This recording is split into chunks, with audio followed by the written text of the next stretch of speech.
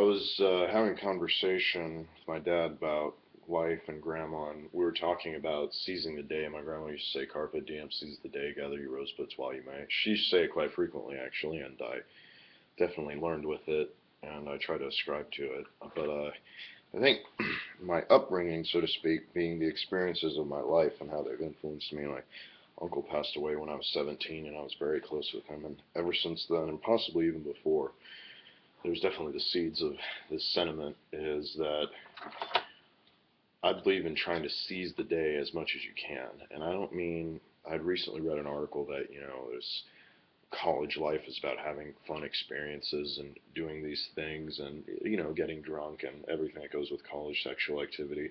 But I think that in the end, we should, those things will always be around. And I don't know. Maybe I'm wrong, but I've always believed that, you know, capture the day truly. I truly agree with that sentiment. I think it's interpreted differently. But my feeling is I've always wanted to spend time with my grandmother. I wanted to spend time with both my grandmothers, my family. I wanted to hear about World War II. I wanted to hear about what my grandfather was doing at Okinawa.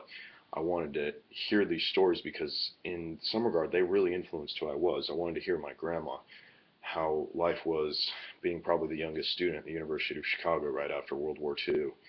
I wanted to hear about my grandma on the other side of the family, my mom's mom, what it was like being bombed in Athens. I have to hear these stories because they make up who I am. They make up who we are as humanity.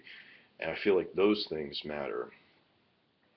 The, my great grandfather, my grandmother's father was taken from Athens by the Nazis, and he died in Dachau and in a concentration camp. And I feel like those are the carpe diem. You need to understand. You need to listen to these stories. Spend time with your family. They've learned. My grandma's been here since before World War II, right? She remembers. She can tell me the stories what it was like being occupied. My other grandma is the same. She was here in the United States. She told me that when V-Day came around after Japan surrendered, cars were honking in North Dallas. Where can you hear those stories? She told me everybody was going crazy honking cars, and they were having a picnic when the word got out. So I think something my grandma said is that people go to cities like New Orleans and Las Vegas, and they don't really feel they don't they go there and they like it, but and they enjoy themselves, and they lose themselves. They really do. People have a great time. All they remember is that they had a great time. They don't remember what they did. I'm sure it's a paradigm story.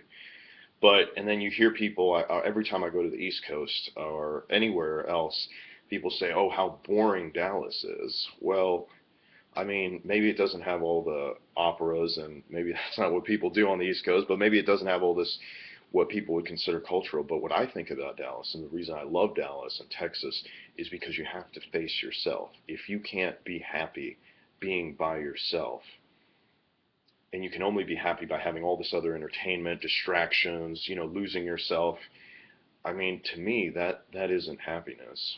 My grandmother was able to spend, much of her life in Dallas. She was constantly reading Aristotle, Plato, Ulysses, John Donne. John Donne was on her stand when she passed away. I think she was reading the poem Prohibition. She was constantly, and every time I called her, she was so busy. Up to the last day I spoke to her before she passed away, before the night, and she passed away that night. So when I last spoke, she was just busy. She was doing things. She was always hanging in there. And I'd say she was never bored. I'd never heard her. She said, and at days when I kind of wanted to come visit her, it's the funniest thing. She would say, "I'm busy, Charlie. You can't come. I have some plans with friends and everything, or I have to read. I have to go see a play, an opera, a symphony." And we had plans on her birthday. She unfortunately passed away, 2 days before, a day before, depending on how you count. In the nighttime, before her birthday, we had planned to go to the symphony. I feel that sentiment is so important. We shouldn't want to lose ourselves. The human mind is so incredible. It's a great experience. You should learn what it's like. I'm not saying that these things are bad. I'm just saying you should be able to go to cities like Dallas and have an awesome time. You should be able to go be in the middle of nowhere, entertain yourself, look at the stars if you're really in the middle of nowhere and there's no light pollution. You should be able to read books, I mean, my grandma was constantly reading. She played the piano. She really could entertain herself, and that's just my sentiment. Carpe diem, seize the day. Gather your rosebuds while you may.